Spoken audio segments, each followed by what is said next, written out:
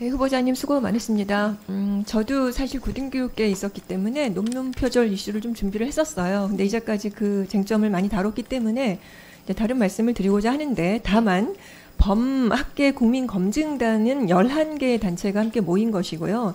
그분들은 학자의 입장에서 객관적인 사실을 있는 그대로 알려는 그런 그 의도가 있는 분이세요. 정치적인 어떤 의도를 가지고 하는 분들이 아니고, 그 전에 김건희 논문 검증도 그래서 했던 분인데, 만약에 이번에 그 검증의 내용을 믿지 못하겠다고 한다면 김건희 논문에 대한 검증에 대한 것도 지금 불신으로 가기 쉽다는 것을 먼저 말씀을 드리고 다른 내용으로 들어가겠습니다. 여기 화면에 보시면 그 진정한 교육개혁을 바라는 주권자 1000인, 실제로는 단 이틀 만에 708명이 서명을 했고요. 한 30여 명이 나오셔서 국회 주변에 모여가지고 교육을 걱정하는 교육계 인사들인 거죠. 그래서 후보자에 대한 자진 사퇴를 요구하고 국민의 교육 요구에 응답해야 된다라고 하는 이런 결단하라, 이제 이런 기자회견을 했습니다.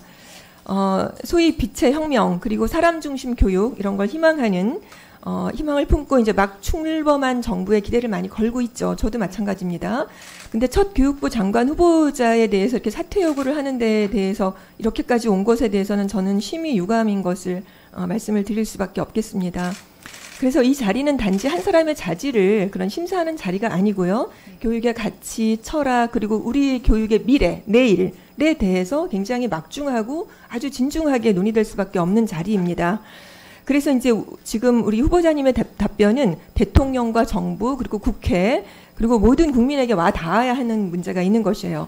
지금 이제 제가 교육계에 대해서 이런 분들도 마찬가지고 굉장히 아프다고 말씀을 하시는데, 많은 교육단체가 이제 이런 말씀에 동의를 하는데, 뭐냐? 학교 폭력에 시달리는 애들이 11년 만에 지금 최고치를 찍었습니다. 사교육비는 매년 최고치를 갱신합니다. 그리고 학생들 자살도 연이어서 200명을 넘고 있습니다.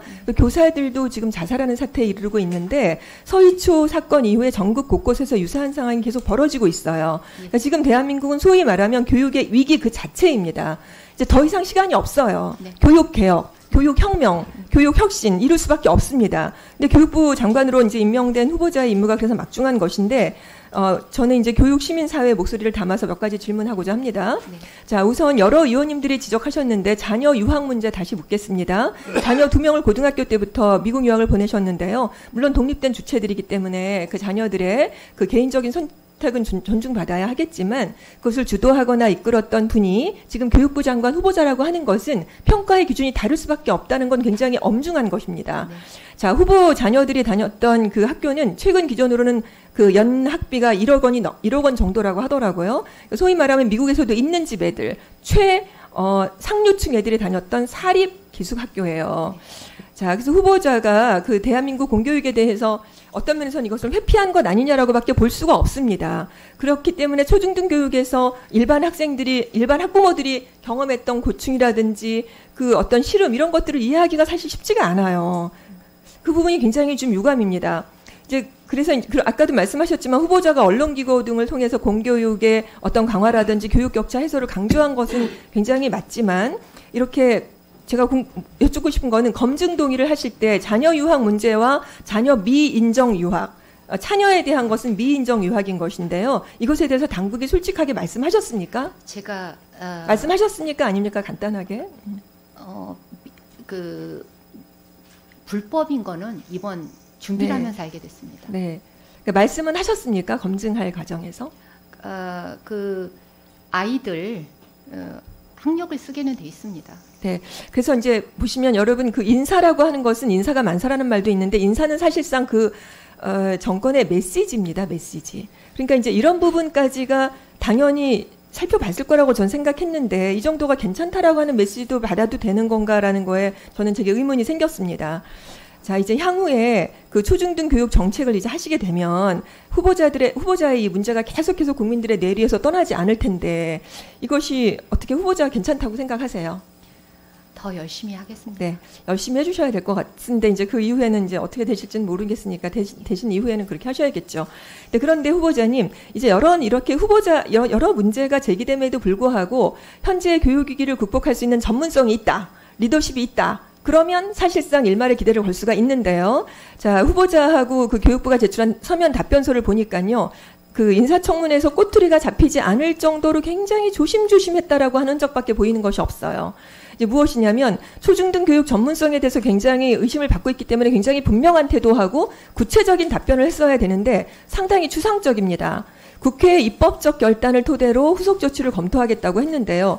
AI 디지털 교과서에 대해서 법적 지위를 물은 것입니다. 이것이 무슨 의미입니까? 입법적 결단이 국회에서 아직 없었습니까? 그 대통령님께서도 디지털 자료, 교육 자료 말씀을 맞습니다. 하셨고, 우리 그 국회에서도 네. 지금 교육 자료로서의 법적 지위를 맞습니다. 말씀하신 걸로 알고 있습니다. 네, 어떤 것이 적절하다고 보시나요, 후보자께서는?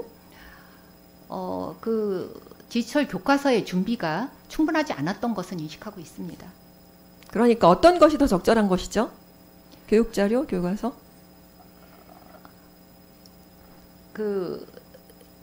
제가 그것을 여기서 얘기하는 것보다 아. 많이 고민하신 이런 결정에 대해서 자, 이것은요, 후보자님, 지난해 국회 본회의를 이미 통과했던 것을 네. 윤석열 전 대통령이 거부권을 행사한 것이고요. 예. 다시 이번 올해 7월 10일 날 이게 교육위의 전체회의에서 재차 통과하면서 했기 때문에 교육위의 입법적 결단이 이미 있었던 것입니다. 당연히 그럼 따릅니다. 당연히 따라서 이걸 해야 된다고 모르셨습니까? 아니요, 압니다. 지금 말씀이 당연히 그런 거 알죠. 아닙니까? 네. 자, 디지털 그러면 특별교부금 폐지에 대해서도 한번 여쭤보겠습니다. 이것이 해당 법안이 어느 단계에 있는지 후보자 알고 계십니까? 디지털 특교 폐지 법안이 어느 단계에 있습니까? 네. 디지털 특별교부금 폐지에 대한 법안도 냈는데요. 이것이 네. 법안 소위를 통과해서 현재는 상임위에 계류 중인 거거든요. 예. 그래서 그 법안 취지에 정면으로 반대되는 그런 답변을 주신 게 있습니다. 네. AIDT 정책에 대한 입장이 대통령 공약과 좀 다르게 느껴.